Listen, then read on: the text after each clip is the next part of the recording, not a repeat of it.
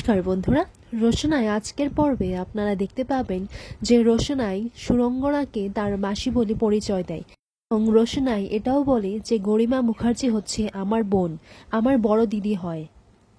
আমার জীবনে যেমন ট্র্যাজেডি আছে তেমন সুরঙ্গনা চ্যাটার্জির জীবনেও ট্র্যাজেডি আছে, কারণ ওনার আর আমার পরিবার তো একই। তাই বলে যিনি আমার বাবা, আমার মা আর আমাকে তিনি স্বীকৃতি দেননি, তাই সমাজের সামনে আমাদের কতটা লাঞ্ছনা সহ্য করতে হয়েছে। আর ওনার পরিবার থেকে আমার মাকে যে অপমান, যে লাঞ্ছনা সহ্য করতে হয়েছে, আর সেই সব না সহ্য করেই তিনি আত্মহত্যা করেছেন। আর আমার বাবাই হচ্ছেন আমার মায়ের মৃত্যুর কারণ। আমি শুনেছি উনি নাকি খুব বড় নৃত্যশিল্পী, তাই আমার মতো সাধারণ মেয়ে ওনার কাছে তো পৌঁছতে পারবে না। তখনই আমি ভেবেছিলাম যে আমি প্রতিষ্ঠিত হব, এতটাই প্রতিষ্ঠিত হব যে যেদিন আমি ওনার মুখোমুখি হয়ে দাঁড়াবো, ওনার মুখোশটা আমি সমাজের সামনে তুলে ধরবো, ওনার চোখে চোখ রেখে এটাই জিজ্ঞেস করব যে কেন উনি আমার মাকে আর আমাকে স্বীকৃতি দেননি। রোশনাই বলে, আমি কাজের লোক ঠিকই, কিন্তু আরণ্যক স্যার আমাকে কখনো সেইভাবে দেখেনি। কিন্তু হ্যাঁ, যারা আমাকে কাজের লোক বানিয়েছে তাদের নাম বলে আমি আরণ্যক স্যারকে ছোট করতে চাই না, কিন্তু হ্যাঁ, একদিন আমি তাদের নাম সবার সামনে বলবো। আমার জীবনে সব চ্যালেঞ্জের মুখোমুখি হব। আর এই বলেই রোশনাই তার বক্তব্যটি শেষ করে। দর্শকরাও করতালি দিয়ে উৎসাহ বাড়ায়, আর তখনই আরণ্যক এমনভাবেই করতালি দেয় যে ওর করতালির গুঞ্জন সবার কানে গিয়ে পৌঁছয় এবং সবাই আরণ্যর দিকেই তাকিয়ে থাকে। পরের মুহূর্তে দেখা যায় আরণ্যক বাড়ি ফিরে তার অফিসের সুখবরটা জানিয়ে দেয় যে তাকে অফিস থেকে বিদেশে পাঠানো হবে। তখন আরণ্যকের মা বলে, বাহ বাদশা, তোমার আর গরিমার বিয়ের কথা চলছে, আর তোমরা দুজন তো এটাই চাইছিলে, দেখো আর অফারটাও চলে এসেছে, এটা তো খুব ভালো কথা। তখন আরণ্যক বলে, হ্যাঁ আমি সেটাও ভেবেছিলাম, কিন্তু তোমাদের সবার থেকে দূরে চলে যাব এটা ভেবে আমার ভালো লাগছে না। ওর আরণ্যকের ভাই বলে, কিন্তু তুই তো তোর কাজটাকে প্রাণ দিয়েও ভালোবাসিস। তখন আরণ্যক বলে, হ্যাঁ সেটা এখনো বাসি, কিন্তু তোমরা সবার থেকে দূরে চলে যাব সেটা ভেবেই ভালো লাগছে না। তখন আরণ্যকের জেঠু বলে, হ্যাঁ বাদশা, তুই যদি চলে যাস না তাহলে বাড়িটা খালি খালি লাগবে। পর আরণ্যকের বাবা বলে, আচ্ছা বড়দা, তুই কি চাস বলতো, তুই কি চাস যে এই বাড়ির ছেলেমেয়েরা সবাই ওই তিন্নির মতোই থাকুক, খালি বাড়িতে বসে বসে খাক? পর জেঠুমণি বলে, তিন্নির মা বাবা হওয়া যে কতটা কষ্টের সেটা শুধু আমরাই জানি, তোরা বুঝতে পারবি না। আর তুই এসব কি বলছিস বাবলু? তা থেকে তো আমি আর তুই একসাথে পড়াশোনা করেছি, একসাথে বড় হয়েছি, দুজনের জামা কাপড় পরেছি, আর তুই এইসব বলছিস?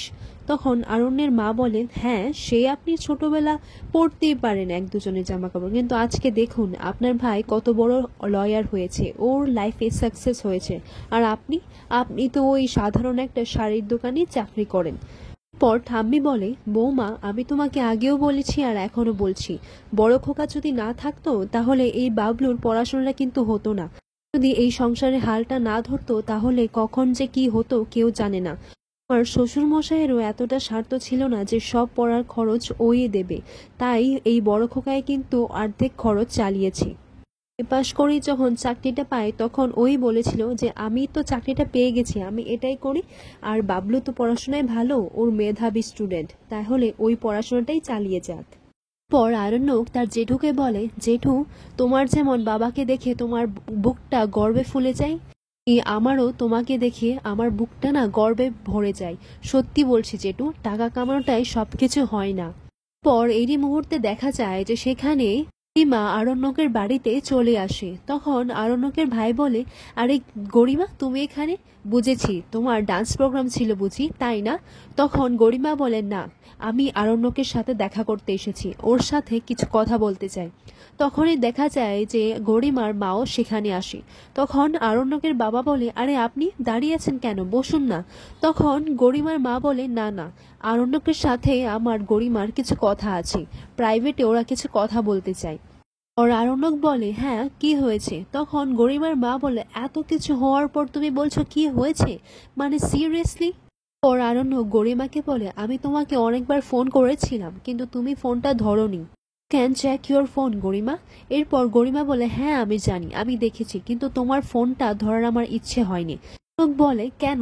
তখন গরিমার মা বলে, এই সব জানার পরও, এত কিছু হওয়ার পর বলছো কেন?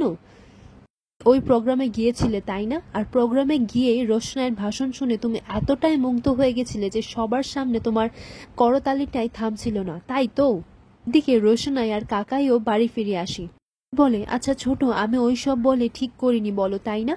তখন ছোট বলে, না না, তুমি একদম ঠিক কাজ করেছো, তোমাকে দেখে না আজ আমার বুকটা গর্বে ভরে গেছে। আর এই সময় দেখা যায় যে গরিমা আরণ্যককে জিজ্ঞাসা করে, আচ্ছা তুমি যখন গিয়েই ছিলে তাহলে তুমি আমার সাথে দেখা না করে কেন চলে এলে বলো? পর আরণ্যক বলে, আমি তো বলেছি আমি তোমাকে ফোন করেছিলাম, আর হ্যাঁ আমি তোমাকে দেখেছি, তুমি খুব সুন্দর লাগছিলে। আর আমি রোশনাকেও দেখেছি, ও কিছু একটা বলছিল, সেটা আমার ভালো করে মনে নেই।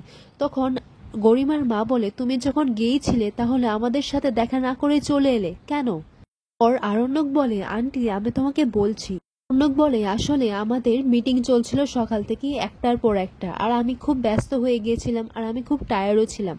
আর শেষ মিটিংয়ে আমাদের বসের মালিকের একটা ফোন আসে, আর থেকে বলেন যে বসকে নাকি প্রোগ্রামটা অ্যাটেন্ড করতে হবে। তো জেনুইনলি বস কোথাও যান না, তাই উনি আমাকেই বলেছেন, আমি তো বাড়িই ফিরবো, তাই উনি আমাকেই বলেছেন যে যাওয়ার সময় একবার তুমি একটু দেখে যেও। তাই বাধ্য হয়ে আমাকে যেতে হয়েছে।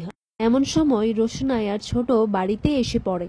তখনই সুরঙ্গনা বলে, "আও রোশনাই, তুমি এখানেই দাঁড়িয়ে থাকো, তোমার সাথে আমার বোঝাপড়াটা পরে হবে, তখন তুমি এইখানে চুপচাপ দাঁড়িয়ে থাকো।" এরপর আরণ্যকের বোন বলে, আচ্ছা আন্টি, বিষয়টা কি হয়েছে তুমি একটু খুলে বলবে? পর সুরঙ্গমা বলে, তুমি এত কিছু শোনার পরও আর এত কিছু দেখার পরও এটাই প্রশ্ন করছো যে কি হয়েছে? হ্যাঁ, এত কিছুর পরও তোমরা কি কেউ বুঝতে পারছো না যে কি হয়েছে? তোমরা সবাই কি কেউ বুঝতেই পারছো না যে একটা বড়সড় ভুল হয়ে গেছে? আজকের পর্বটি এখানেই শেষ হয়। বন্ধুরা, এরকম সিরিয়াল আপডেটস পাওয়ার জন্য আপনারা আমাদের চ্যানেলটিকে সাবস্ক্রাইব করুন।